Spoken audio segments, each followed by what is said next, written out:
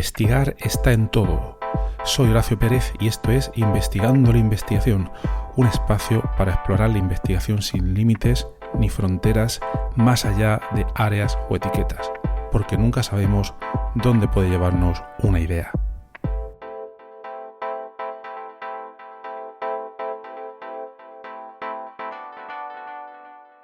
Hola, bienvenidos a otro episodio del podcast Investigando la Investigación. En el episodio de hoy vamos a tratar de hablar de la investigación de lo social desde el punto de vista de la inteligencia artificial, concretamente desde cómo los sistemas multiagente, que se podrían resumir como entornos donde agentes autónomos toman decisiones individuales que generan efectos colectivos, pueden permitirnos estudiar todas las interacciones sociales. También hay que tener en cuenta que cuando estos agentes interactúan entre sí, pueden aparecer fenómenos como cooperación, conflicto, normas, confianza, etcétera, y que muchas veces estos no se entienden mirando a cada agente por separado, sino que es conveniente estudiar estos procesos mediante la interacción de todos ellos. Entonces, para ello, hoy tenemos el placer de tener hoy en el podcast a Carles Sierra, que es investigador del IIA del CSIC, referente internacional en investigación en sistemas multiagentes. Su trabajo abarca negociación, normas, valores, cognición social, con un enfoque que busca formalizar lo social sin vaciarlo del significado. Entonces, lo primero, Carles, muchas gracias por venir al podcast. Bueno, gracias por invitarme. Encantado de hablar contigo. Muy bien. Y la primera pregunta sería, ¿nos podrías dar una definición de tu punto de vista para que se entienda qué es lo que sería un agente? Bueno, es una pregunta que, aunque parezca fácil, no lo es mucho. Y de hecho, en el debate en el área de inteligencia artificial de los años 90, esta pregunta se hacía repetidamente, hasta que se llegó a una especie de acuerdo, que ahora os comentaré, que consistía básicamente en 4 factores para definir a un agente, ¿no? La idea, en cualquier caso, viene ya de los orígenes de la inteligencia artificial, que tenía como ambición crear sistemas que actuaran de manera autónoma. Es decir, dotar a una máquina de inteligencia de manera que la intervención humana no fuera necesaria. Este era un poco el sueño de la inteligencia artificial, que se plasma mucho en la idea de un robot. Un robot que actúa en su entorno sin que un humano le diga en cada momento qué es lo que tiene que hacer. El robot ya sabe lo que tiene que hacer, ¿no? Entonces, esta idea se formaliza en el caso de los robots con una entidad corpórea y física, y en el caso del software, con una cosa que se ha venido denominando agentes o agentes software. Es un poco la denominación.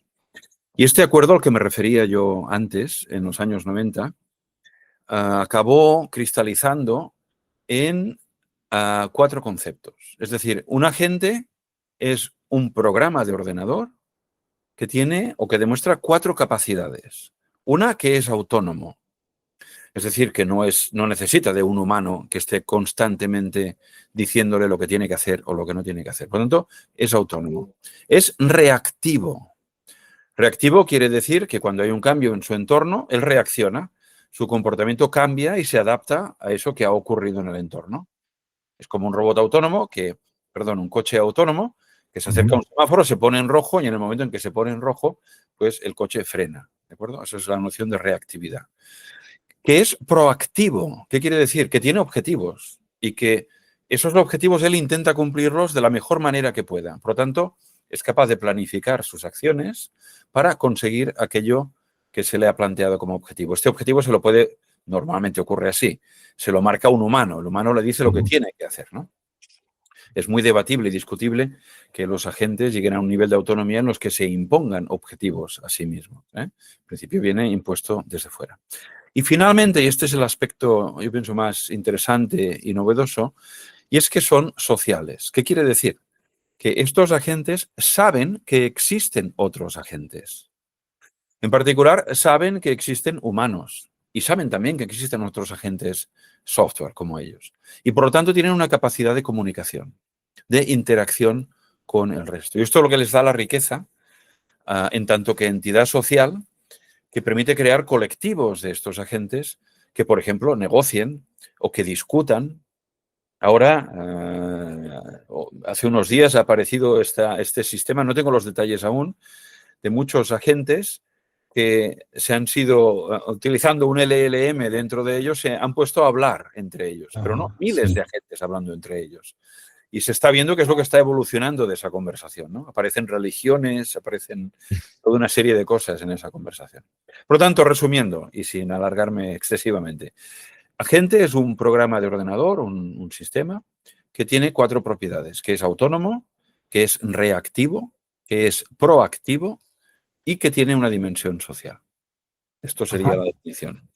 Y esa dimensión social, por preguntarte desde la ignorancia, tiene que recibirla un poco del humano.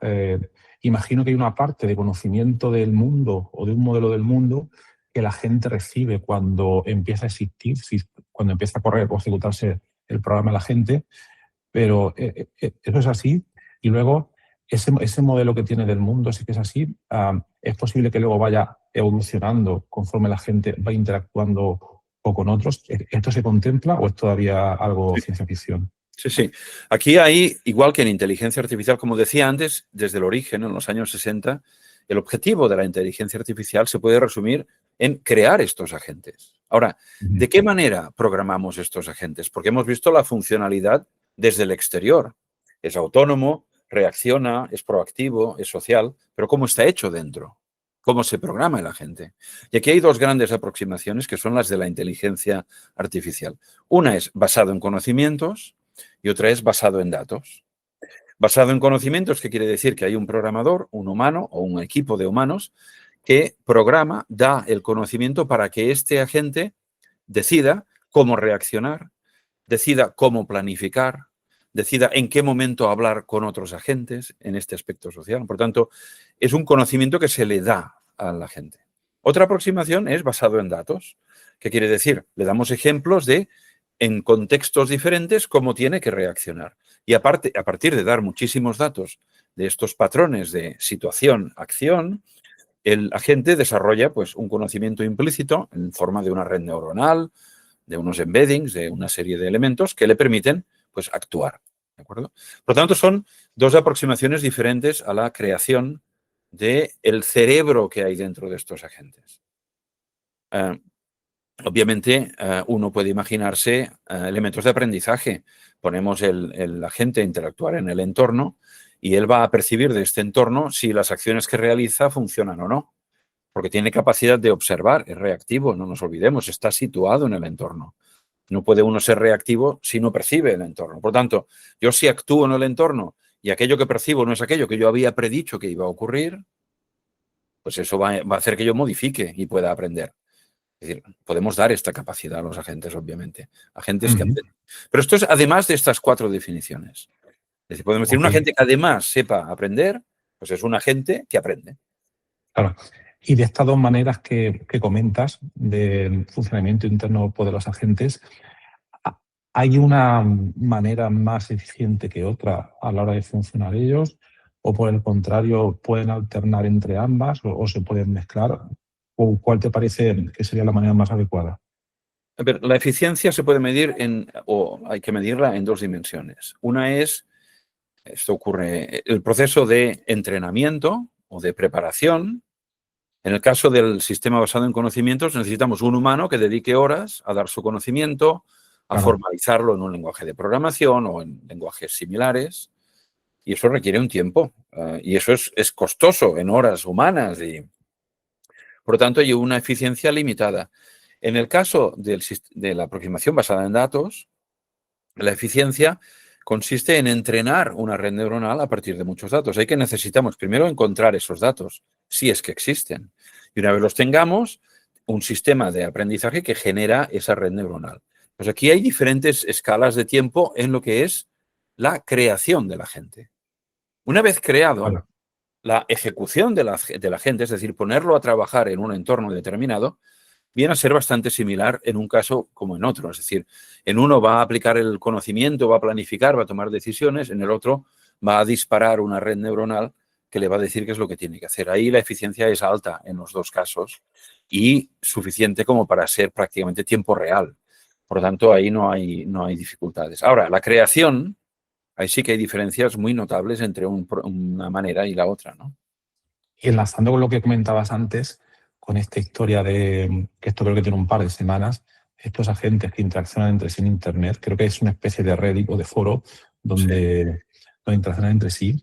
Am, Entiendo que se produce un uso de modelos de lenguaje y en esos modelos de lenguaje ya hay un entrenamiento, ya está ese entrenamiento previo, esos datos, donde se ha generado un modelo y ese modelo pues interacciona con ese modelo del mundo, etcétera, etcétera. Eh, Aparte del uso del modelo del lenguaje, ¿hay alguna otra diferencia con respecto a agentes anteriores que, por ejemplo, en el primer caso tuvieran todas las reglas ya incluidas por el programador o hay algo más? A ver, lo que ocurre hoy en día es que en el mundo de los agentes, tradicionalmente se había seguido más la aproximación basada en conocimientos. Y ahora lo que se está haciendo no es bien tener una red neuronal dentro, sino lo que va, sí que la tiene, pero digamos, lo que va a tener es un LLM. Porque estos modelos de lenguaje te permiten hablar. Por lo tanto, yo puedo coger un agente y otro y ponerlos a hablar en inglés o en castellano o en el idioma que sea. ¿Vale? Entonces, estos agentes, primero, los LLM se crean y se fijan, es decir, estos modelos ya no van a evolucionar. Lo que van a hacer estos agentes con estos modelos es hablarse el uno al otro y esta conversación se va a convertir en el contexto que van a utilizar en cada iteración en ese diálogo para generar las nuevas preguntas, respuestas, pero todo va a ser producto de los LLMs originarios que fueron creados y embebidos dentro de estos agentes. No hay conocimiento nuevo que aparezca, es reelaboración del conocimiento que está ya dentro de los LLMs de estos agentes. Vale, vale. No se considera o no existe ninguna arquitectura que, digamos, vaya reaprendiendo conforme va recibiendo interacciones como tipo reinforcement learning y todo este tipo de cosas, porque imagino que es también más complicado. Sí, sí. Bueno, hay arquitecturas que sí que permiten esto. Los LLMs tradicionales estándar se fijan. Es decir, yo los entreno durante 2 Claro. meses, fijo el LLM y entonces lo uso para tomar decisiones. Esto es lo tradicional. Ahora, hay mecanismos de aprendizaje. Tú muy bien apuntabas al reinforcement learning, que te permiten hacer aprendizaje continuo. Es decir, que yo no es que acaba de aprender hoy. No, yo he aprendido hasta hoy, tomo una decisión, lo que te decía antes. Observo cómo eso funciona y en función de aquello modifico siempre mis parámetros y aprendo de camino que voy usando el modelo aprendido, ¿no?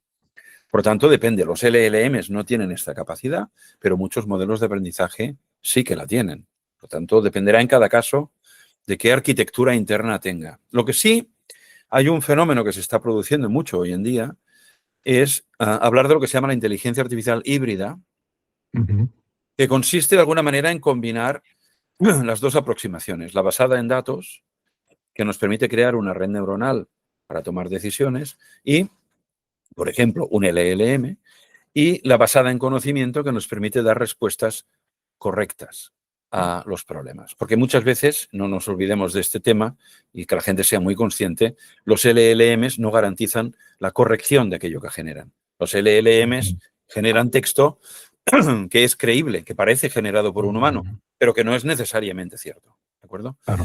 Entonces, lo que ocurre muchas veces cuando uno le da un problema complicado a un LLM, problema complicado, ¿qué quiere decir?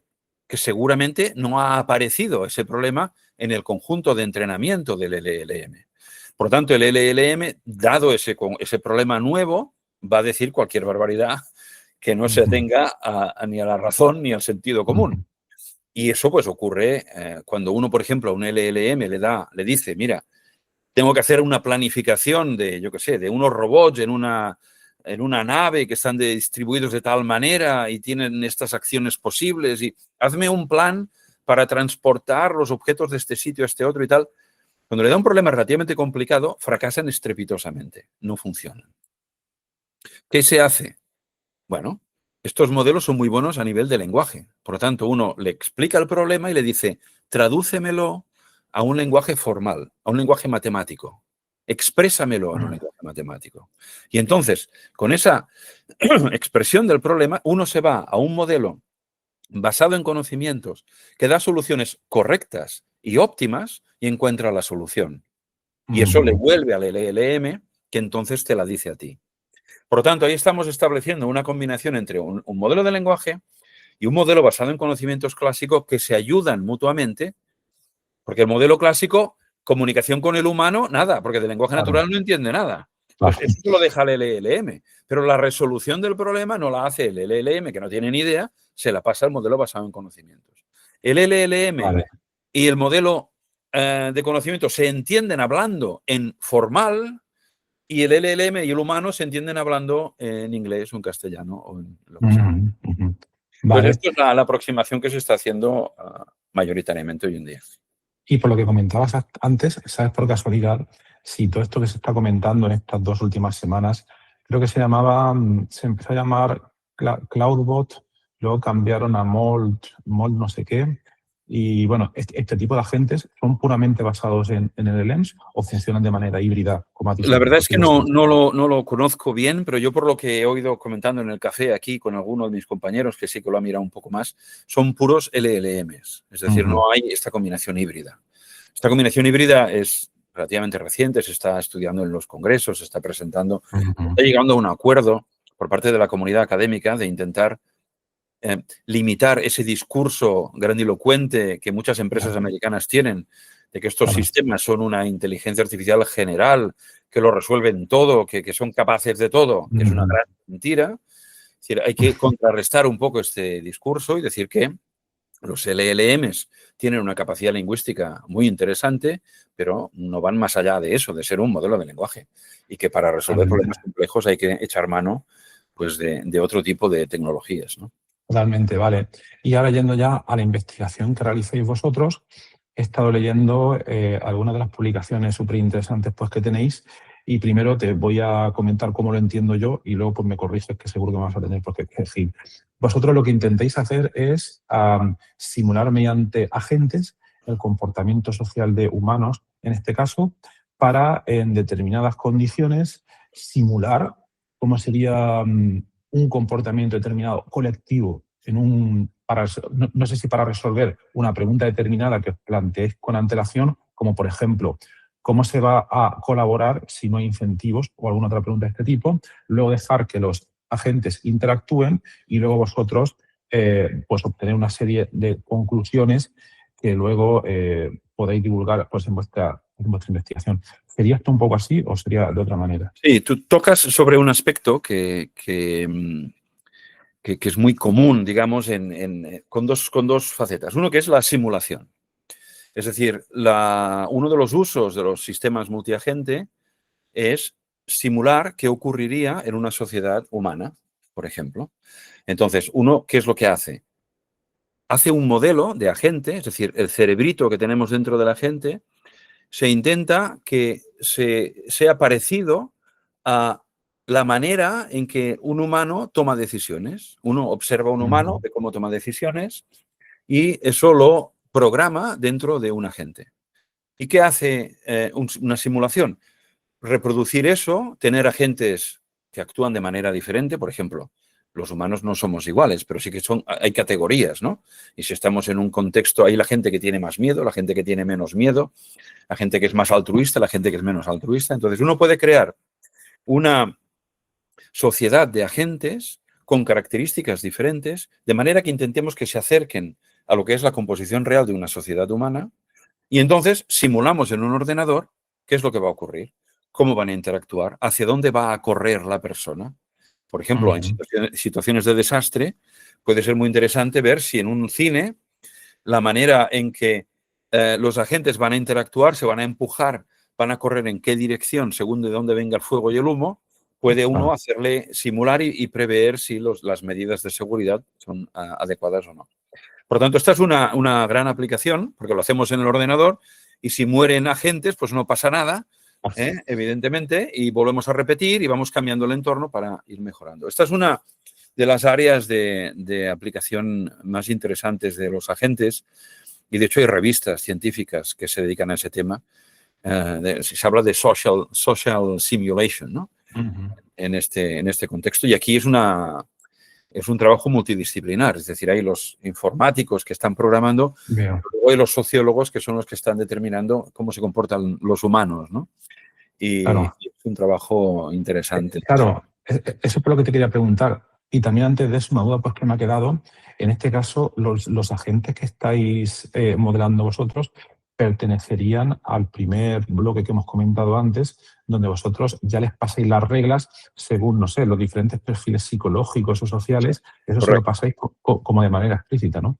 Correcto, porque lo que he dicho también hace un rato, porque en el tema de los sistemas basados en datos, el tema es, ¿tienes los datos? Esta es la primera Claro, pregunta. Entonces, claro, si tú estás haciendo una simulación sobre un cine con una estructura determinada, dices, ¿tienes datos de 1000 incendios en ese cine para ver qué ha claro, hecho la gente? No, no los tienes. Entonces, claro. hay veces que la solución basada en datos no es factible. Y entonces tenemos que echar mano de una solución basada en conocimientos. Entonces, Ok. depende de cada caso.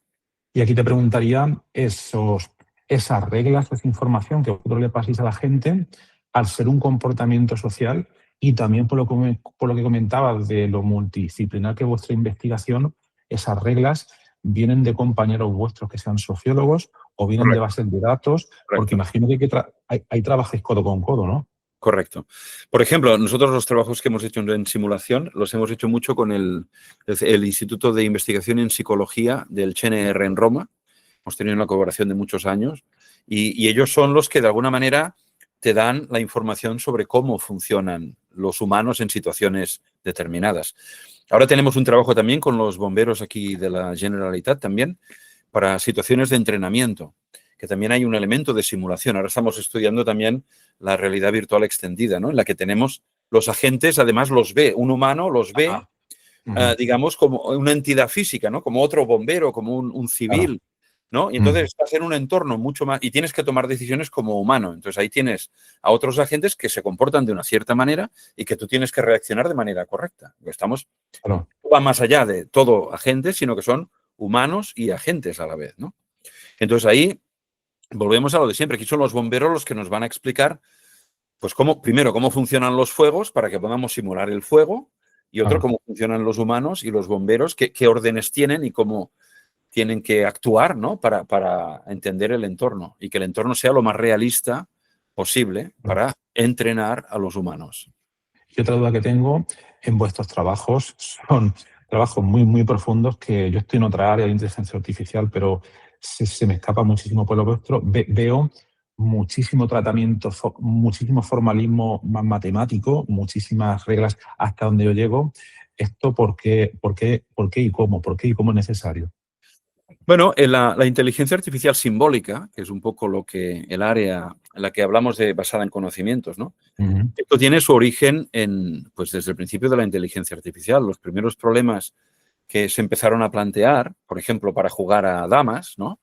Pues partían de la representación simbólica del mundo, en el que un tablero ya no es una fotografía de un tablero, sino que es una matriz vale. de 8 por 8 que tiene unas letras y unos números, y eso es un símbolo que nos representa una posición. Y los movimientos legales, pues son relaciones entre estos símbolos. Un caballo, bueno, hablaba de damas, pero si hablamos de ajedrez, un Claro. caballo, pues relaciona unas casillas con otras, si es posible o no. Y también sabemos si una casilla está ocupada o no está ocupada, por quién está ocupada. Todo esto es un conocimiento simbólico del mundo. Es decir, de la percepción visual lo pasamos a unos símbolos en un ordenador que ahora el ordenador los puede manipular. Esto fue el gran hallazgo después de la Segunda Guerra Mundial de los ordenadores de Alan Turing. Es decir, los ordenadores, ostras, no solo sirven para manipular números, sirven para manipular símbolos y para manipular conceptos. Entonces, utilicémoslos, ¿no? Y ahí es Ujú, donde surge la primera inteligencia artificial, en la que la representación es simbólica. Y esto ha ok. seguido hasta hoy en día, ¿eh? Las redes neuronales, una fotografía como la representan, como un conjunto de píxeles. Es como un grado de gris en una casilla, en una matriz de 1.000.000 por 1.000.000. Y eso es una fotografía, ¿eh? Ujú, Es 1.000.000 de millones de números ujú. pequeños, entre 0 y 258. Eso es una fotografía, no hay nada más que eso. Y a partir de ahí hay que sacar el conocimiento o los patrones o lo que sea. Ok. Eso es puramente lo que se denomina subsimbólico. Es decir, ahí no hay símbolos en la entrada. Mientras que en los otros sistemas la representación de entrada ya es simbólica. No sé Vale, si me he vale. explicado. Sí, sí, sí, sí, sí. Es algo que no teníamos muy, muy claro y que ahora sí que lo puedo de otra manera, ¿vale? Y entonces la siguiente pregunta que te haría es si nos puedes poner un ejemplo ya más concreto por tu parte de qué tipo de problema, hemos estado hablando de comportamiento social, pero si puedes poner algún problema concreto que estéis tratando de modelar con agentes y imagino que cuando hacéis una simulación de este tipo obtendréis conclusiones obvias que son lo que uno se espera pues que pase y que refrendan la validez del modelo, porque tiene que reproducir hechos que ya se conocen. Y por otra parte, y aquí me parece interesante, imagino que también se obtienen conclusiones inesperadas, y ahí puede estar muy interesante. ¿O cómo lo veis vosotros? Sí. Mira, te pondré un ejemplo que para la audiencia supongo que será más fácil de entender. Es un juego que se llama Hanabi. Este juego es un juego muy interesante porque es un juego cooperativo. Pueden jugar 3, 4 jugadores y las cartas se basan en cartas que tienen números que van del 1 al 5 y 4 colores. Entonces uno roba 5 cartas y las pone pero mirando hacia afuera. ¿Qué quiere decir? Que yo mis cartas no las veo. No sé qué cartas tengo. Vale. Y los demás sí que las ven, mis cartas. Vale. Pongo en una cosa de madera, ¿no? Y yo veo las cartas de los demás. Muy bien, ¿vale? Te sitúas, ¿no? Y el juego es cooperativo. Vamos a ver si entre todos conseguimos llegar al objetivo. ¿Cuál es el objetivo? Hacer pilas de cartas del mismo color que vayan del 1 al 5. O sea, el 1 rojo, encima el 2 rojo, encima el 3 rojo, el 4 rojo, 5 rojo. Y así con los 5 colores.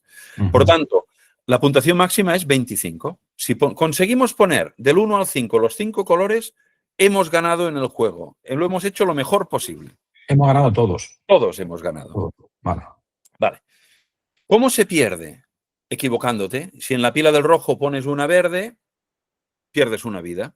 Si encima de un 2 pones un 4, que no es el consecutivo, pierdes una vida.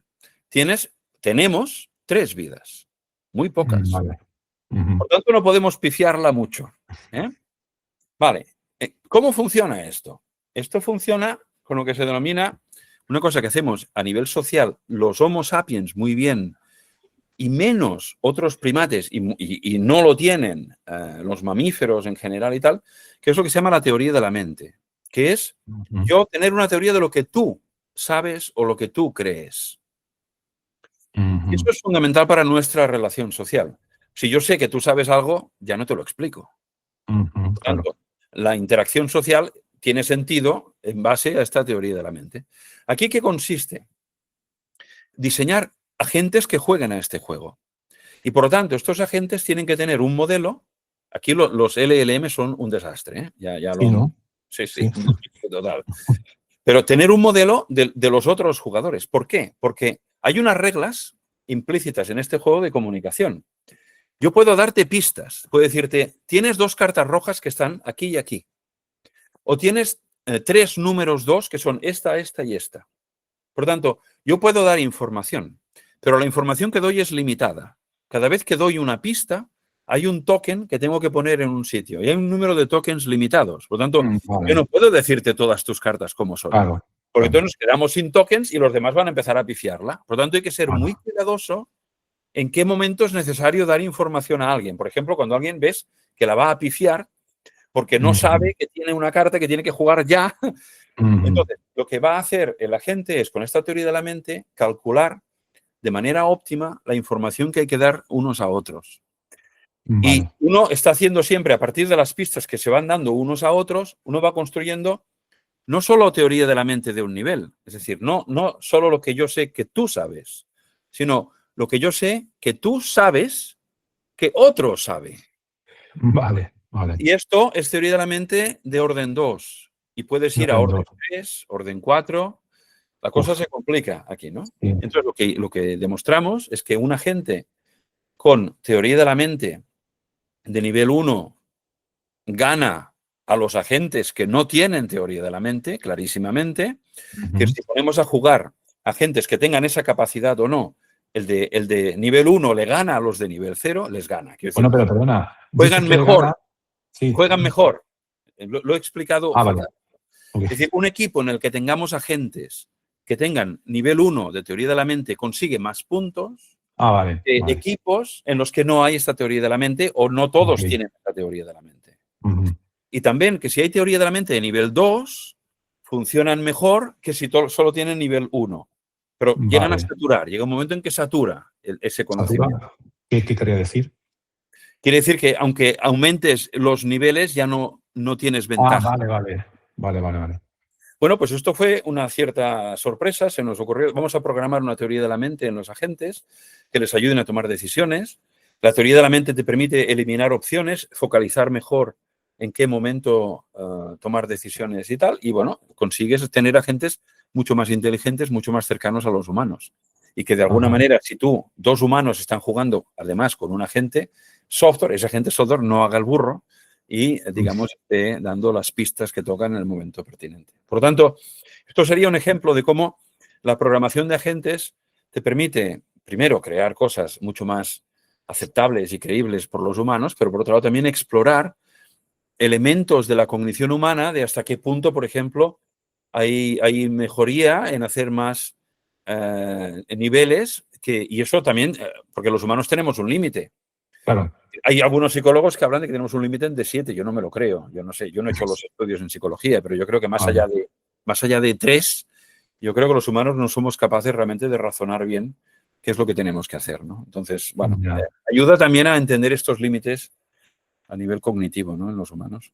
Y esto me recuerda, no sé si está relacionado o no, esta película, no recuerdo cómo se llamaba el actor, había una película que se llamaba Una mente maravillosa. Sí, era sobre John Nash. John Nash. Era un premio Nobel de Economía en el año 94. Exactamente. Este tipo lo que hizo, bueno, en la película se refleja la historia del desarrollo de la teoría de juegos, donde, corrígeme si me equivoco, que seguro que me topo en la pata, uno de los problemas clásicos es el problema de los prisioneros, donde deben cooperar, etcétera, etcétera. Pero ahí entiendo que había un formalismo matemático sin de ningún tipo, y la diferencia, no sé si es con respecto a lo que vosotros hacéis, que además de haber ese formalismo matemático, pues sí una simulación, pues si se pueden comparar unas cosas con las otras. A ver, esto daría para una charla muy larga, Ya. porque la teoría de juegos es un área muy central en el mundo de los agentes. De hecho, es una de las tecnologías más utilizadas en el mundo de los agentes. ¿Por qué? Pues la teoría de juegos es una teoría matemática sobre la racionalidad. ¿Qué es lo racional a hacer en cada momento? Y esto, de hecho, es uno de los objetivos que uno tiene cuando crea un agente. Porque si queremos que sea proactivo y que solucione problemas, ¿de acuerdo? Les planteemos, queremos que lo solucione de manera racional. ¿Qué quiere decir? Que las acciones que haga vayan en línea de conseguir el objetivo, no en contra de conseguir ese objetivo. Uno diría, se echaría las manos a la cabeza, ¿qué hace este agente? El objetivo de la gente es salir sin quemarse de este cine, ¿no? Claro. Por tanto, no tiene sentido que una gente saque una tostada de la mochila y empiece en el fuego a hacerse un bocadillo, ¿no? Ese comportamiento se vería como irracional, porque uno diría, oye, que vas a morir, sal de ahí rápidamente, ¿no? Entonces, la teoría de juegos, que estudia la racionalidad humana, ha sido utilizada enormemente para la programación de los agentes. ¿Esto en qué conecta? Es decir, que conecta con Nash. ¿Por qué? Porque Nash lo que hace en sus estudios es plantear cuáles son las decisiones racionales en según qué contextos. Entonces, él dice, habla de una noción que es la noción de equilibrio. Él dice, si los agentes estamos actuando de una cierta manera, ¿vale? Y estamos consiguiendo unos objetivos, ¿no? Tú tienes una estrategia, yo tengo otra estrategia, la estamos aplicando. Decimos que estas estrategias o maneras de hacer están en equilibrio si nadie gana cambiando a otra estrategia. Es decir, estamos atrapados en estas estrategias. Si tú decides unilateralmente hacer otra cosa, vas a perder. Tú vas a perder. Por tanto, no lo vas a hacer, porque no tienes ningún incentivo en perder. La racionalidad aquí se entiende como maximización de la utilidad. Vale. Es decir, en el mundo de Nash, estamos hablando del mundo de la economía, Claro. racionalidad se entiende como la maximización de una función, de alguna manera. Entonces tú no vas a tener ninguna intención de saltarte la estrategia. ¿Por qué esto es bueno? ¿Por qué esto es bueno? Porque esto hace que tu comportamiento sea predecible. Y esto es fundamental para tener un comportamiento social inteligente. Es decir, ¿por qué funciona la sociedad? Porque podemos predecir lo que van a hacer los demás de una manera rápida. Esto es Kahneman. el razonamiento nivel 1, ¿no? Sabemos que todo el Sí. mundo se va a parar en el semáforo en rojo.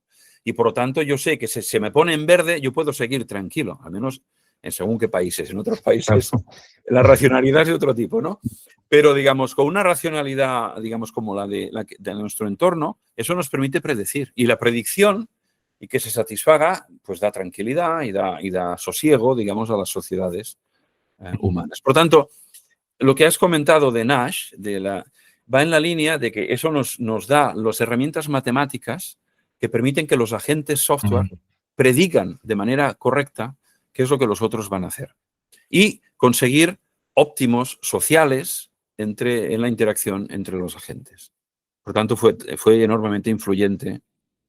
La película Vale. no es excesivamente maravillosa, No, digamos. claro, claro, es una película. Claro, Bueno, claro. pero bueno, él pone un ejemplo que no se acaba de entender muy bien sobre una chica muy guapa, intentando decir, oye, mira, si cada uno va a una que no es tan guapa, pues vamos a estar todos bien. Y ahí de alguna manera intenta explicar pues, que nadie va a tener un incentivo en cambiar, ¿no? Y que si todo el mundo va a competir por la que es más guapa, pues ahí pues la mayoría van a quedar mal y no va a funcionar, ¿no? Se explica de una manera que la verdad es que el ejemplo no es excesivamente bueno. Sí, sí, sí, sí, sí. A la gente sí, es un poco así. Vale, y ahora quería preguntarte, ¿cuál crees que es ahora mismo, en este campo de estudio vuestro, cuál crees que es el principal o uno de los principales cuellos de botella que impiden, como en todos los campos de investigación de cuellos de botella, que estas simulaciones se puedan predecir, no sé, con mayor alcance, con mayor precisión, etcétera, etcétera? ¿Qué es lo que falta? ¿Que se mejoren los agentes o que el cómputo sea más rápido o que las reglas sean más precisas o requiere un cambio de paradigma? ¿Cómo lo ves? A ver, yo pienso que uno de los cuellos de botella de siempre había sido la comunicación entre los agentes, ¿vale? Porque hasta recientemente esa comunicación se hacía en lenguajes formales. Vale. Entonces uno tenía que programarlo, era pesado, bueno, había diferentes alternativas, la gente no se ponía de acuerdo, no había había algún estándar, pero bueno, la gente simplemente no utilizaba el mismo estándar y eso impedía que los sistemas multiagente explotaran, ¿no? Claro. Que no nos olvidemos, a ver, la inteligencia artificial es importante, pero lo que va a ocurrir en el futuro es que vamos a tener un sistema multiagente colosal de miles de millones de entidades que van a interactuar entre ellas, físicas y software. Este es el futuro que va a venir. Sí, Habrá robots, habrá debe venir. enchufes inteligentes, habrá programas en un ordenador y todos van a interactuar para, digamos, ejecutar los deseos de los humanos que estamos, digamos, comandando el barco, en teoría. Bien, entonces aquí el cuello de botella siempre había sido este elemento de comunicación, sobre todo. Yo pienso que esto con los LLMs, esta barrera, yo creo que baja y que por lo tanto se hace más baja, ¿no? Que podemos saltarla, digamos, ¿no? Yo creo que eso va a permitir la proliferación de sistemas multiagente efectivos, ¿no? Yo creo que se están viendo muchos desarrollos. Por ejemplo, ahora hay un programa en China que se llama ADA, que tienen la intención de lanzar 2.800 satélites, cada uno de ellos ejecutando un LLM y Madre mía. comunicándose vía un enlace óptico entre los diferentes satélites para hacer todos los cálculos en el espacio. Ellos tienen la ventaja de eso es el tema de la refrigeración. Claro. A través de infrarrojos y tal consiguen refrigerar las CPUs que están y las GPUs que están calculando y lo que van a hacer es el cuello de botella, que era la transmisión de los resultados o de los datos a la Tierra, ya no va a ser necesario porque con los datos que se adquieran en el espacio se va a calcular todo allí y solo se va a enviar a la Tierra el resultado de esos cálculos. Y por lo tanto, ese cuello de botella que había de transmitir terabytes de información del espacio a la Tierra, pues desaparece, ¿no? Entonces, este es un ejemplo de aplicación que está en marcha. Ya han lanzado, no sé si eran 28 o 30, habían lanzado, estaban haciendo una prueba piloto, pero como esto, pues habrá, yo creo, muchas aplicaciones en las que veremos estos sistemas multiagente haciendo cosas diversas, ¿no? Sí, se van a ver muchas cosas interesantes. Y la siguiente pregunta pues, que te haría, bueno, cuando vosotros exponéis un trabajo de este tipo en un congreso, imagino que vas tanto a congresos que son más puros de inteligencia artificial o o informática, entre comillas, pero luego en esos congresos también habrá gente del ámbito de las ciencias sociales. ¿Cómo es la receptividad de este tipo de gente hacia esos resultados? Imagino que habrá de todo tipo. Imagino que algunos dirán, eso está hecho con un ordenador, eso no vale. Hay que implementarlo en la realidad. No sé si esa es la principal queja que os encontréis a veces con los revisores en las publicaciones, pero bueno, por preguntarte, ¿cuál es la recepción tanto de la gente de ciencias sociales e incluso de la gente de filosofía respecto a estos desarrollos? Vale, enlazando con lo que decías, normalmente vamos a congresos de inteligencia artificial, el ICHCAI, que es el Congreso Internacional, el AAAI, últimamente en EURIPS, y vamos a congresos especializados. Hay gente que va a congresos de aprendizaje automático, a congresos de tratamiento del lenguaje natural. Yo voy a congresos de agentes autónomos y sistemas multigente, ¿no? Entonces, en esos congresos que he mencionado, en todos ellos, la inmensa mayoría son investigadores en inteligencia artificial. Vale. Que tienen un background normalmente en ciencias de la computación o en matemáticas, o alguno en física, este tipo de formación. Hay una parte de gente en ciencias sociales, pero los que participan en estos congresos son aquella sección de las ciencias sociales que creen en la tecnología, digamos, y que de alguna manera aceptan la tecnología como una manera de cambiar el mundo, ¿no? Por lo tanto, yo pienso que la comprensión con ellos es muy alta. Hay gente que evidentemente pues, rechaza la tecnología y tal, pero yo creo que no nos encontramos en los congresos y nosotros vamos poco, por no decir prácticamente nada, a los congresos de ciencias sociales. Ya. Entonces, hay una comunicación, pero es sobre todo con los ya convencidos de que la tecnología es útil, ¿no? Eso es lo que podría avanzarte. Yo en mi instituto, yo como director del instituto, yo he intentado en los últimos años abrir el abanico de ciencias sociales en mi instituto. Y ahora tenemos como profesora de investigación una experta en ciencias de la educación. Tenemos como investigadora a una experta en sociología y tenemos como profesor de investigación también a un experto en derecho e inteligencia artificial. Entonces, tenemos una serie de áreas, o filosofía del derecho, podríamos decir. Tenemos una serie de áreas dentro de la casa con las que podemos interactuar y pedir consejo. Y, por ejemplo, el tema de la ética, que es tan importante hoy en día, con estos investigadores en derecho y en sociología, pues es mucho más fácil el interactuar, el ir a proyectos de manera conjunta. Claro. Vemos bien. Yo creo que la ciencia es multidisciplinar por naturaleza porque las preguntas, el conocimiento, digamos, en muchos casos afecta a las sociedades humanas y, por lo tanto, yo creo que la tecnología per se solo tiene sentido si ayuda a las sociedades humanas de alguna manera. Entonces, totalmente de acuerdo. Yo creo que estamos llamados a esta multidisciplinaridad, sin duda. Otra cosa es cómo se evalúe en los sistemas de evaluación científica. Eso sería otro podcast, pero bueno.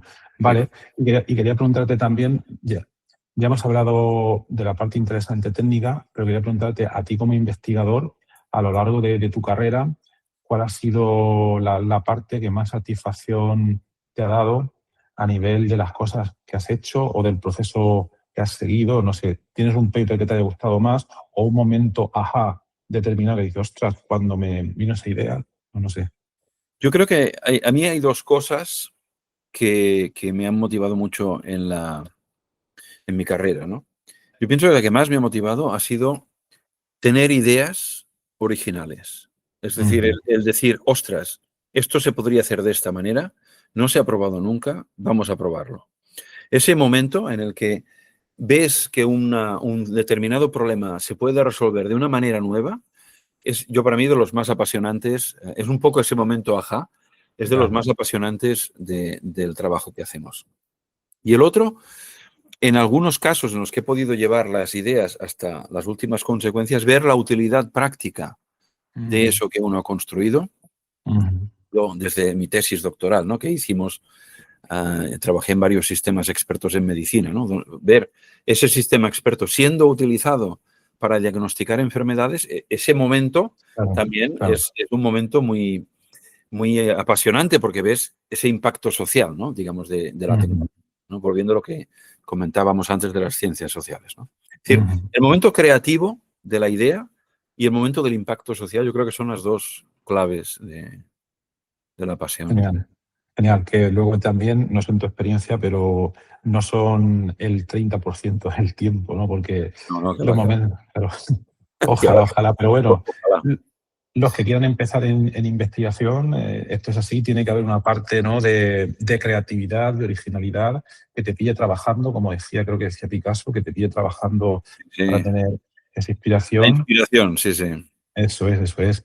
Y luego también quería preguntarte ya, para ir cerrando, para la gente que se quiera ir metiendo a investigar en todo este tipo de temas, que quieran hacer una tesis, etcétera. Bueno, se me olvidaba mencionarlo. Luego pondré en las notas del programa todos los datos de contacto de Carles y de su grupo de investigación y publicaciones para el que quiera profundizar bastante. Pero quería preguntar qué le recomendarías a alguien que se quiere meter en estos temas. ¿Qué le recomiendas hacer? No sé. Bueno, depende un poco de la edad, ¿no? Si están Claro, claro, claro. en bachillerato decidiendo qué estudiar, están empezando a aparecer grados en inteligencia artificial. Aquí, el contexto que yo conozco, en la Universidad Autónoma de Barcelona hay un grado, en la Universidad Politécnica de Cataluña hay un grado, en la Universidad del País Vasco hay un grado, en la Rey Juan Carlos hay un grado y están apareciendo otros grados. Ujú. Hay másters en inteligencia artificial en muchas universidades. Por lo tanto, si uno ya tiene un grado en físicas o en matemáticas y quiere profundizar aquí, una posibilidad es hacer un máster. Si está en bachillerato, pues hacer un grado ya en la temática. Claro. Si no le va bien, que haga uno en informática, que sería el camino a lo mejor más, o un doble grado en informática-matemática. Esto sería Ujú. buena. Y una vez ya tiene un grado, pues un máster en inteligencia artificial. Y eso habilita, pues, para empezar un doctorado en el tema, ¿no? Claro. Y pues acercarse a un grupo de investigación como el nuestro o a otros grupos que Ujú. hay en el Estado español o fuera de España, digamos. Hay muchísimos investigadores, yo diría que ahora hay millones de investigadores en inteligencia artificial. Sí, China sí, se sí. planteó tener 1 millón hace como 10 años, o sea, porque ellos ya veían el tema. Entonces, en China hay una efervescencia sobre la inteligencia artificial inimaginable en otras partes del mundo, ¿no? ¿Lo han conseguido? Bueno, ellos han conseguido muchas cosas. En el año 49 se estaban muriendo de hambre, Ujú. era así la realidad, y hoy en día pues están lanzando satélites y están haciendo sistemas como el HADA, ¿no? Entonces, han Ujú. avanzado muchísimo. Yo diría que 20, 25 años atrás, ellos seguían financiando a sus estudiantes a ir a hacer las tesis doctorales fuera del país y a formarse fuera. Y yo pienso que esto cada vez se está reduciendo más y ya tienen universidades muy potentes donde la gente se está formando allí sin necesidad de ir fuera. Entonces, por poner un ejemplo, en los grandes congresos internacionales, alrededor de la mitad de los artículos que se aceptan provienen de la China. Por lo tanto, Ujú. no es... Es decir, yo diría, estaría 50% China, 25% Estados Unidos, 20% la Unión Europea y el resto, Ujú. ese Claro. restante 5%. Pero China está acaparando, insisto, la mitad de las publicaciones científicas en el área. Sí. Ujú. Y tienen un modelo diferente del americano, del europeo, es un modelo dirigido por el Estado, es un modelo, pues, autoritario, ¿no? En el que Claro. las empresas hacen lo que el gobierno, pues, dictamina que tienen que hacer y por lo tanto están muy alineados todos a Está nivel muy... de empresas, todos Claro, van claro, claro, en claro, una claro. dirección, ¿no? Así es, así es. Pues Bueno, muy bien, Carles. Los que lo estéis pensando, yo recomiendo que os animéis. Además, parece que es el momento, yo creo que siempre ha sido el momento para investigar en estos temas, pero ahora mismo con toda la candencia pues, que hay, ¿no? Es mejor. Entonces, nada, Carles, pues agradecerte un montón haber venido al programa a contar un poco de la maravillosa investigación que estáis haciendo. Yo creo que la gente se puede haber llevado una idea muy interesante de lo que son los agentes y la investigación que se puede hacer con él. Y nada, ánimo y a seguir con todo este trabajo tan maravilloso y hasta la próxima. gracias a ti, Horacio. Hasta otra. Otra. Chao.